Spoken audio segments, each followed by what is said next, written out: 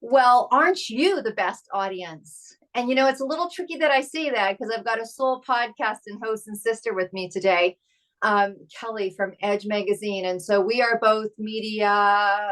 We love media. We love platforms. We're going to talk about, I know why I took the mission, but we're going to find out why this incredible woman did the same thing. But you guys, you know that I call you the best audience. And then I always come up with a funny little name for you. And if you haven't been with us before, this show gets fun. It gets fun. It gets funky. We laugh. We tend to laugh at ourselves. If you want to laugh at us, that's okay. We can't hear you. Go for it, particularly if you're in the car. Laughing is good medicine.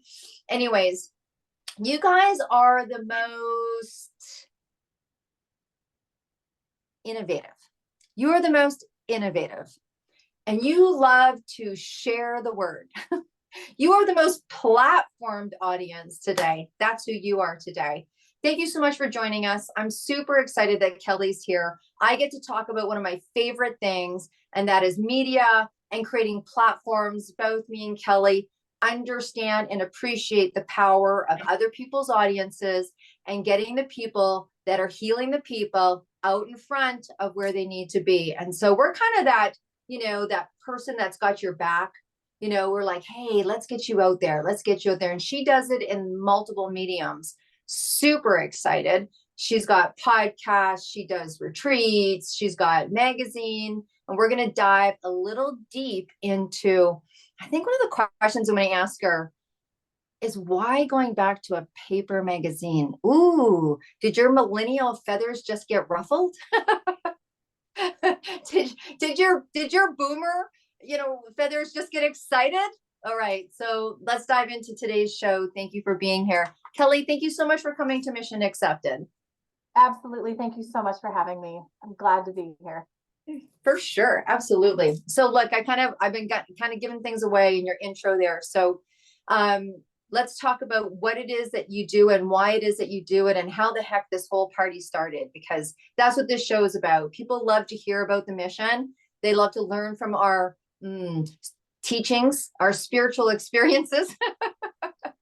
And you've hit into media, and I know from someone being in media, it's interesting. People are like, oh, you're in media. Like, what is that, and what is that about? So maybe tell us how you decided to become a entrepreneur that you are. Oh my goodness. Well, thank you very much for this opportunity. So glad to be here. I fell into it is probably the best way to describe it. And I do not have a background in all of the different areas that I'm in and that I'm forging ahead in, but then yet I do have experiences. So sold advertising out of school, in college, worked at Best Buy in promotions and events, worked for my father, a successful entrepreneur, for 17 years, and learned a lot of beautiful things on how to run a business and other things that we shouldn't be doing as running a business, right? So the first thing I did is hire a bookkeeper and a lawyer, two things that my father never did. So beautiful learnings, absolutely all around. And then I worked for large PE firms where I set up $1 million trade shows, and we had a $15,000 budget just to vacuum the carpet. And I've also worked at trade shows where we were going into the women's room, stealing a garbage can because we didn't have the $100 for the trade show booth. Like, I totally get it. And where I'm at is Edge Magazine. So edgemagazine.net is our website, and it is a 31-year-old print publication that went dark during COVID. And I was a VP of marketing in the aseptic sampling dairy industry, and I was struggling to find my words.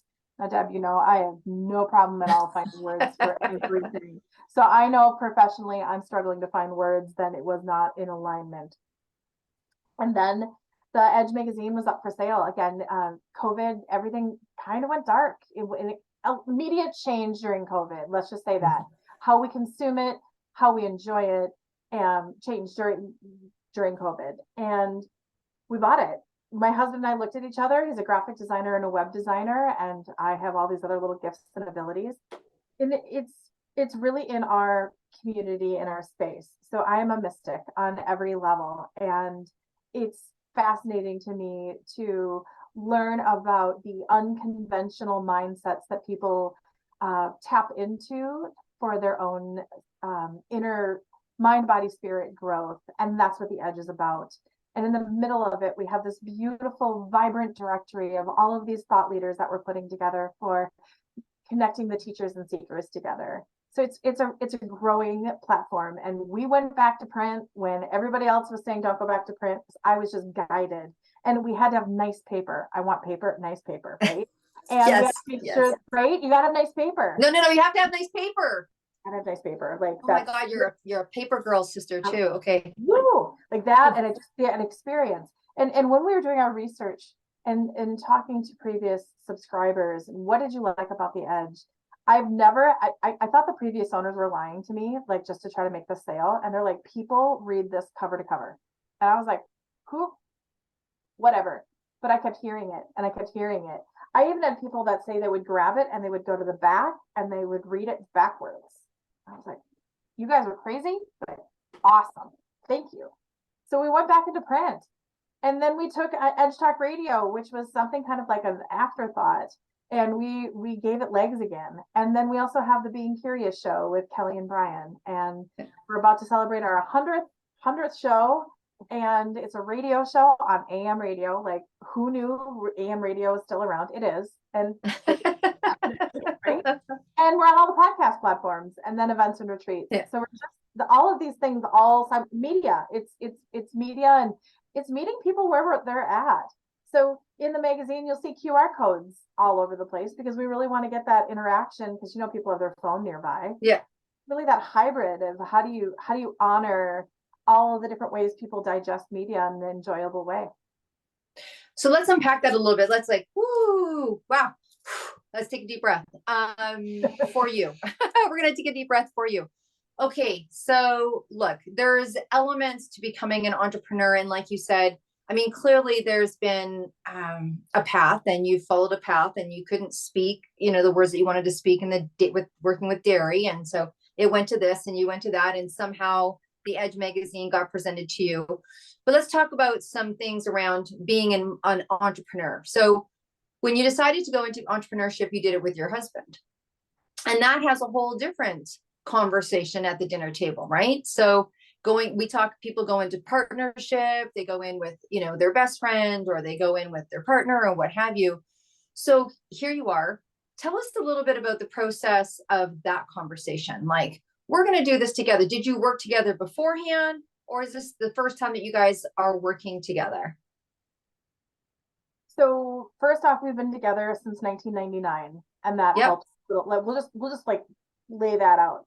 We are very, very different people. Very different people. I'm a hummingbird and he's Eeyore. So let's just we'll put that there as well. He, as a graphic designer, web designer, he's been helping me for years. So I know his quality of work. I know his process. I know he can get into my brain where others can't. I found in other previous jobs, I'd be working with a graphic design team, and then I would just call my husband up and I would like, hey, the project I'm working on, would you please just do a quick little layout so I can show the team what I'm trying to say? So he has been helping me graphically for years. So, and I process. Is there the magazine always being talked at the dinner table? Yes. Are we going to take our first vacation this summer? Yes. Do we try to have that work-life balance? Yes. Does it always work? No. So to go into business with your husband, it's a huge leap of faith. Yeah. It is courageous conversations have to happen. Our working style is extremely different, where I'm like, he's like slow and steady, but he gets things. I've never worked with a designer that hits more first drafts than my husband does. Right. That's a gift, right? Yeah. So it's learning, it's that communication. I would love to do unpacking it almost like a retreat or an event, because working with your spouse is it's a different challenge, and you really have to be courageous and kind. Words at our house weren't always kind. I mean, but in our communication style as a couple, if we have to have courageous conversations, we do it as clean and kind as we possibly can. But there's been words, there's emotions. It happens. It happens. I think it's easy, and I don't know why I kind of pulled that. Obviously, someone needs to hear it. You know how that works. Yeah. I love that. Courageous conversations. Courageous conversations.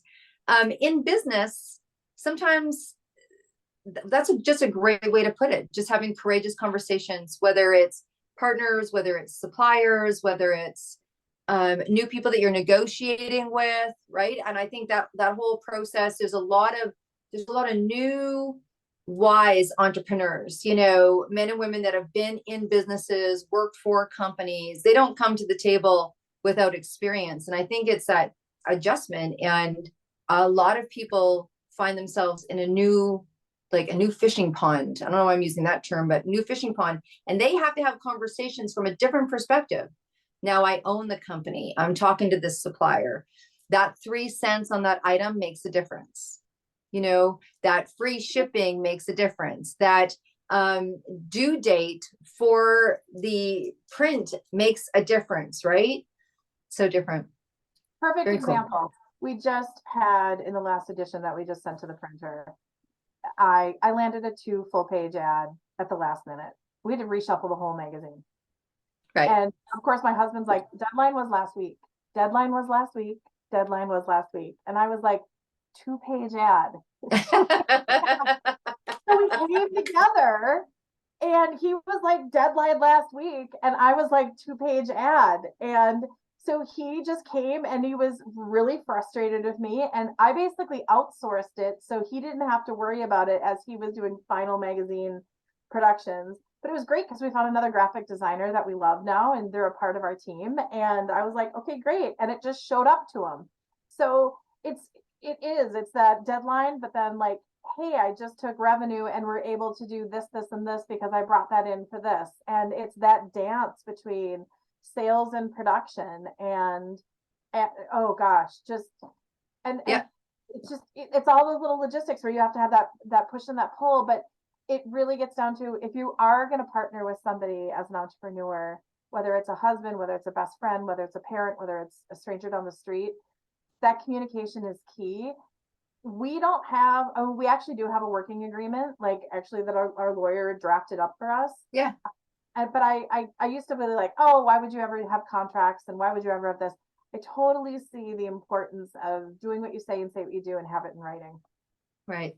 Very cool. Very cool. I don't know why someone needed to hear that, but they did. Look, let's talk about this print magazine because you know, you're in media, I'm in media. It's the QR code. It's the next thing. You know, we're both very on top of innovative marketing, and it's interesting. Innovative marketing can be a variety, but there is something very beautiful about the touch of a book. We all know that people don't throw books away. They give books away. So tell me about, you know, what it is about going to print. Like, it's not where people are necessarily going. So tell me about that.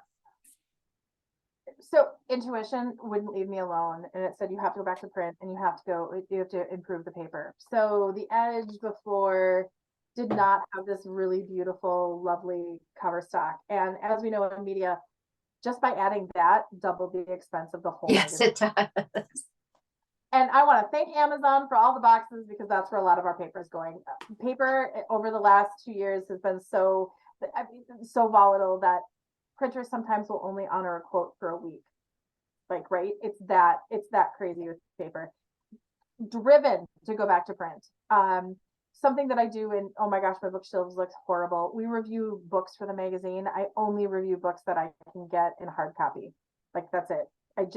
I love the ceremony of the printed piece. That is probably the best way to describe it for me. And it was really interesting. So I need readers now. Like, yay! I'm one of those people. Yes, I have the readers now. Well, welcome to the team. Thank you. And like, yeah, you can find cute little ones. Like, perfect. Like, it's all good. But I noticed in one of the issues, my husband does not need readers yet. And I was reading one of the issues and I was like, this font's too small. You can't go below an 8-point font. This isn't fair to the rest of us. Like, right? Yeah. So it's just so interesting how when we were designing this and saying we're going to go back into print, how many people just advised us against it. But I'm in the Twin Cities. And over the last 6 months, I want to say there's 6 new print publications that have popped up. So I think people are going back to it. Also, our demographics, we skew more women, we skew educated, we skew on the older side. Define what older means. Oh my God, one of my clients says he's 45 and got called a boomer the other day, and I was just like come like I'm like, that's amazing. Like, rock on. Well, that's because entrepreneurs are popping out at 14, 15, 16, 17 years old, right? I know. Yeah. And they're making $1 million and they're on YouTube, and we just this is what, and screen fatigue. And at the end of the day, if I'm going to go enjoy something, I love to read in the bathtub. I love to read in little areas, and I'm on the computer all day long. I'm just done. I have a Kindle, I have an iPad. I don't like to use them. I'm also a girl that I love handwritten notes. So I'm into handwriting everything. I pick my color pen. I have my smelly markers that I have to use. Like, I'm still really right there. So I want that feeling and that touch and that connection. Yeah. And I think you're right on, because Kelly, what I've said, and I've said it for 10 years now, is that we will actually at some point start to go back just in a new, refreshed way. Here's something interesting. So major corporations right now are teaching, I'll just say their newer employees, right? The new generation, 20 and seriously, teen, 20 and up to 30-year-olds. And they're having classes, particularly their customer service. They're teaching body language. They don't understand body language. When someone's like, that means hurry up. You know what I mean? Or like, that means they're not interested, but they're not reading body language, and it's making for poor customer service experiences. And people are complaining about their customer service because they can't read what people, because it's been very digital. It's been very tech. It's been very, you got to think, to no fault of anyone, right? I mean, a lot of times people are, I always say they make up and break up by text. I was like, first time my daughter and her boyfriend broke up by text, I was like, what? He didn't call? Like, you didn't call? Like, you didn't have a phone call? So those kind of things. So they're teaching body language. They're teaching tactile. They're teaching, like what you talk about, the soul of the paper. Like I always say, words on paper, right? It's so powerful. But I think that you got 6 publications. I think we're going to go back, and there's going to be a great merge, because there'll be a yearning. We know that we are wired for connection, We know that we're wired for connection. That's how the being of the human is. And so that's going to take me to my question to you around retreats. But I think it's that tactile experience. I'm with you. And I think it's hot, and I think it's great that you followed your intuition. And I know that we both make decisions for our businesses based on our gut, sometimes over, numbers on paper. It's also really interesting when people submit an article and they're like, I'm going to be in print, right? And when you say, no, we're going to put you online because of length, because of flow, because of whatever, there's like, it's almost like this little like wind that gets out of their sails that they're not in print. Oh, well, I'll just hold on to the next print edition. No, you're not going in print because of X, Y, and Z.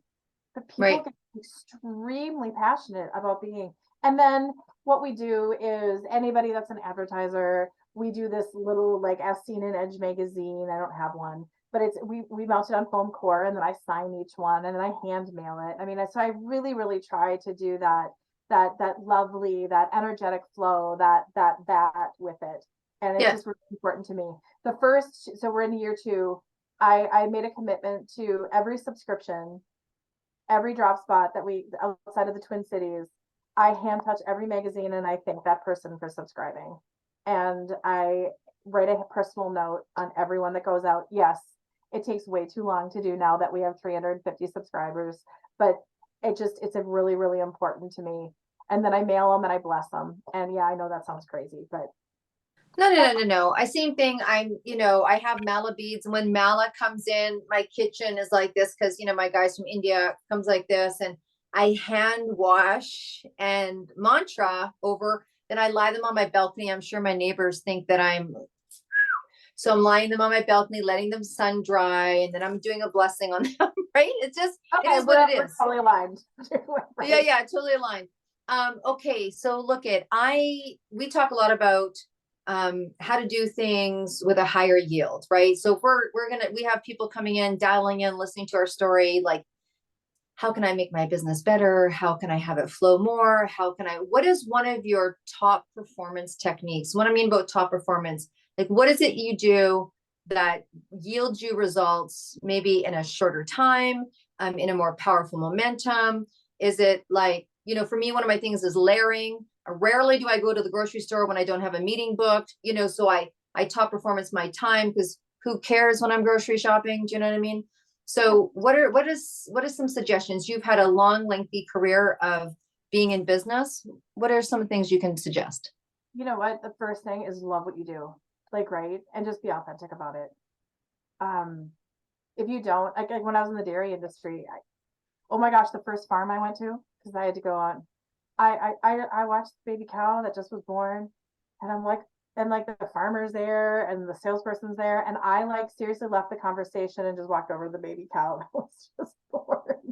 And I'm walking, and this poor sales rep's just like, yeah, that's Kelly. She likes to do seances with baby cows. And the farmer's like, she's not from a farm, is she? And he was like, no, that's Kelly.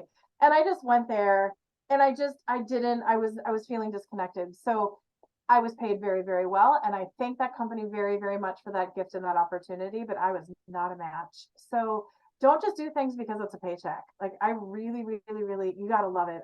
You've got to be really, really engaged. And I know that's not exactly the question that you asked, but really be passionate about what you're doing, because being an entrepreneur is not easy.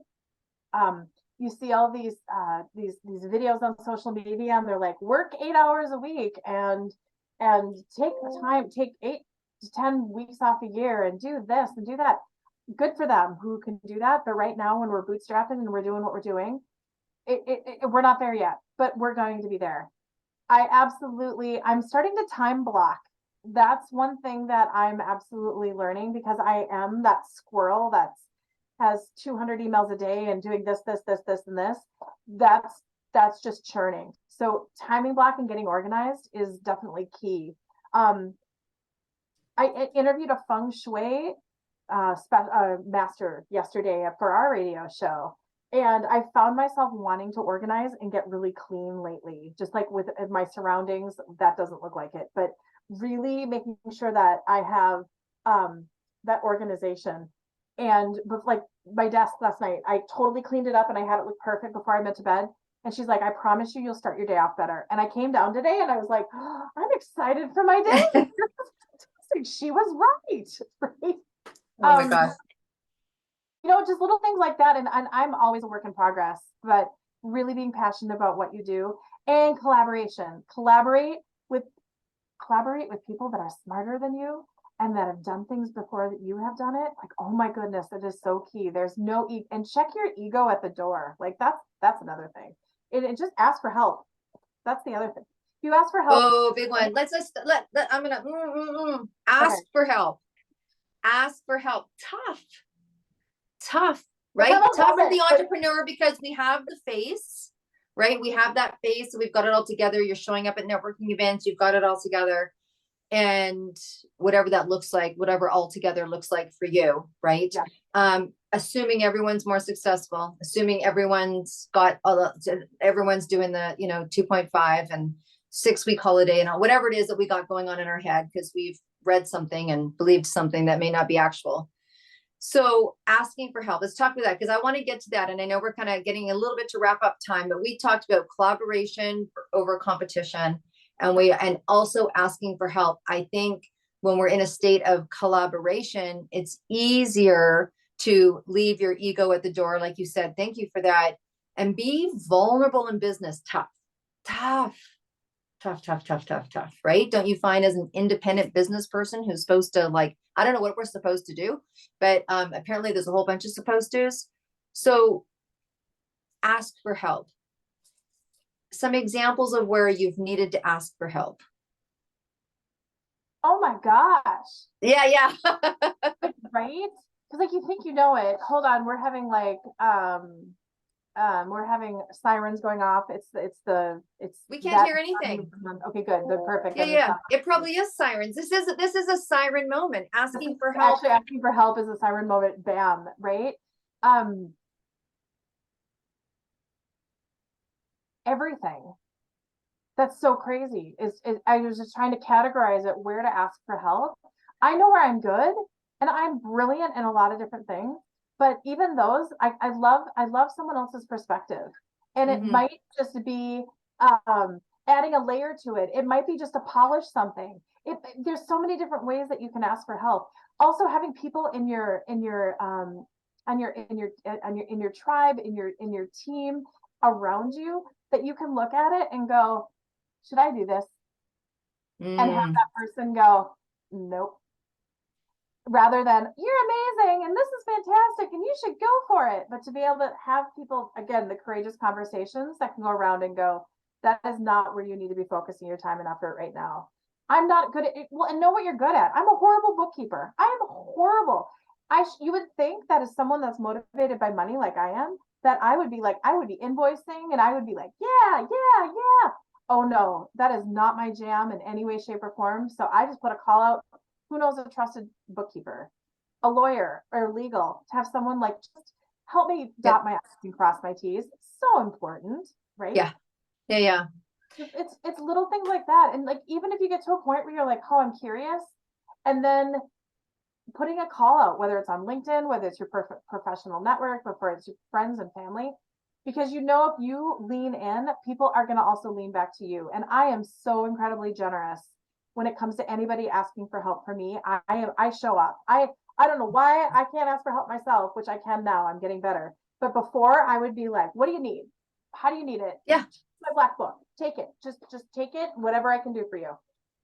It's a recovery process. I think it's a recovery process. I don't know if everyone goes through it, or if it's a culture, or if it's a demographic, or if it's an age, or if it's a gender, or if it's all entrepreneurs. I think we are comfortable asking for help for functional things, but asking for help about things that we don't know, or admitting that things aren't as good as we are wanting them to be, those kind of things. It's like, hey, I see that you're really successful, or you just had that award. Can you maybe tell me how you got there, or those kind of things. I believe that it's very much where it's easier to give than it is to receive, for sure. So there you go. I was going to ask, and I see that we are bleeping a little bit on and off, so you might be having some technology. Okay, there she is. Awesome. Let's talk a little bit before we wrap up, because we both talked earlier pre-show about the power of retreats. We love retreats. You've got a retreat coming up. We're planning a different retreat. I know probably 4 or 5 people that got retreats going on right now. It is retreat season. People are coming back. They want to get together. They want to find peace in the millions, right? It's like, okay, it's one thing to go out there and make your 6-figure, 5-figure, whatever it is that you're going for, but it doesn't come without a bit of disarray to the soul.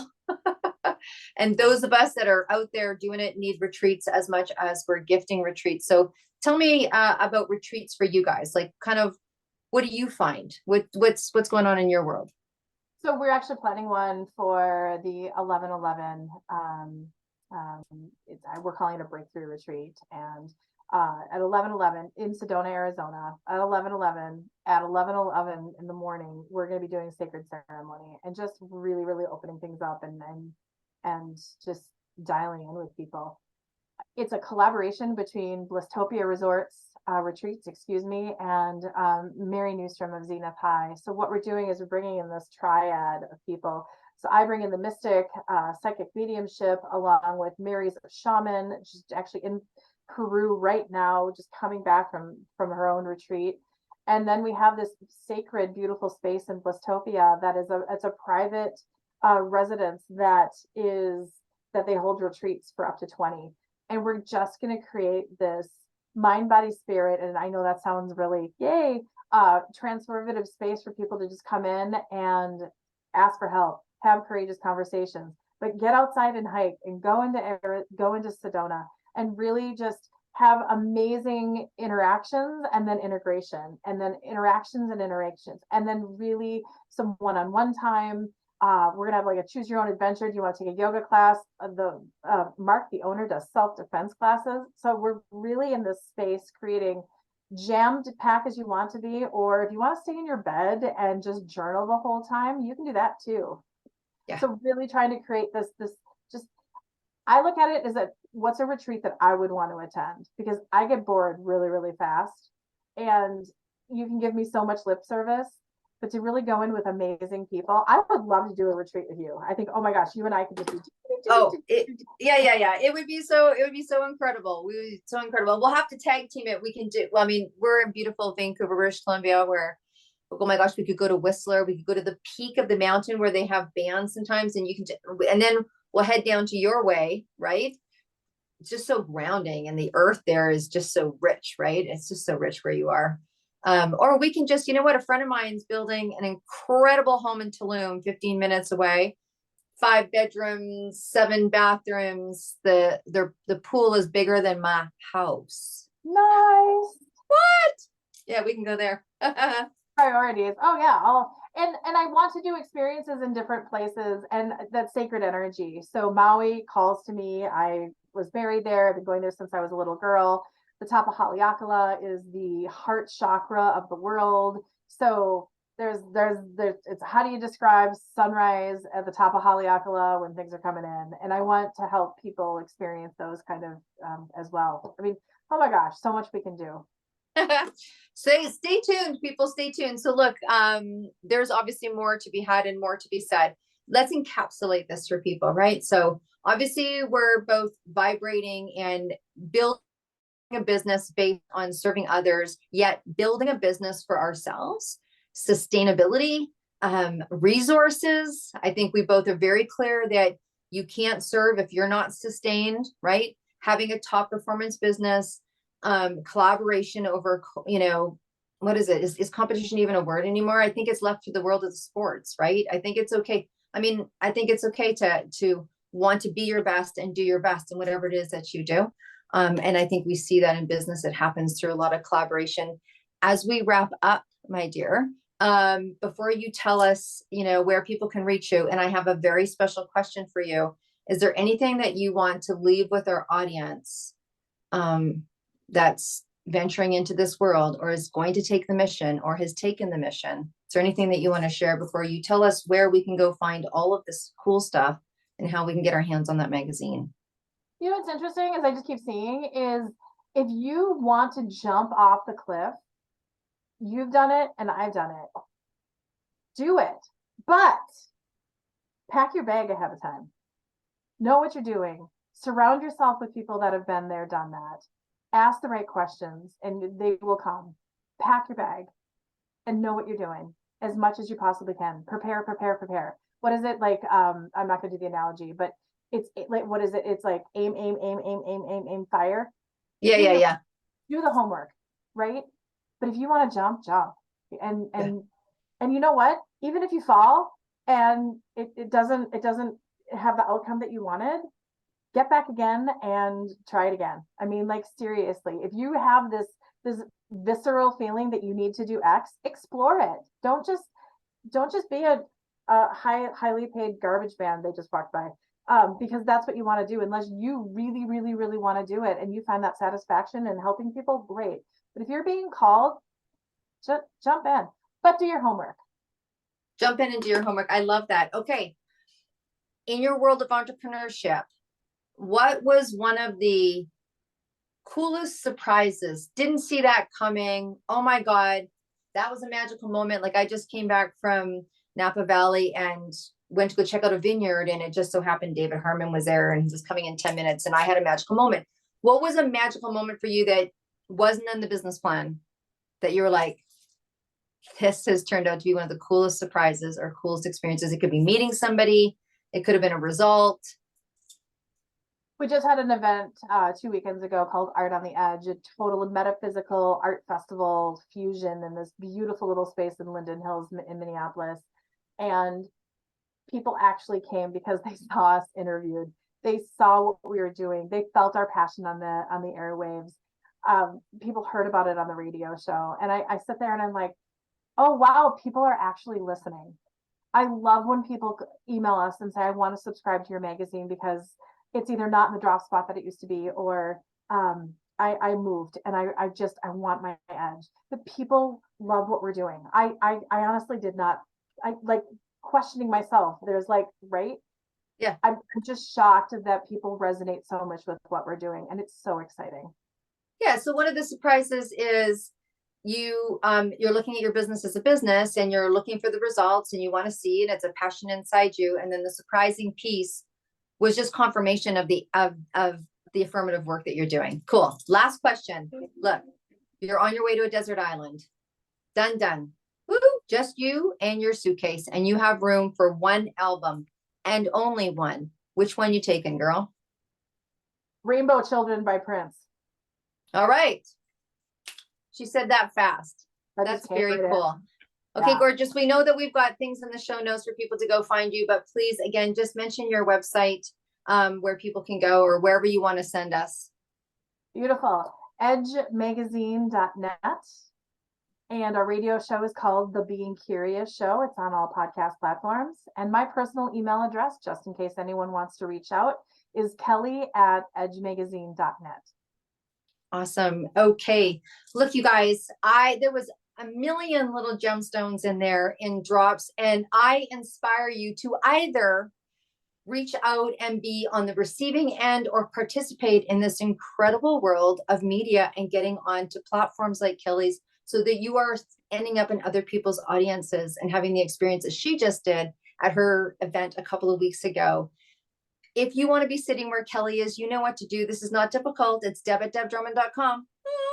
And you also know we're doing, right? It's like, woo, look at that, right? And look, we got this incredible 262 women entrepreneurs, creatives, and media book launching International Women's Day. Write it down in your book. I don't care if you are not an international woman.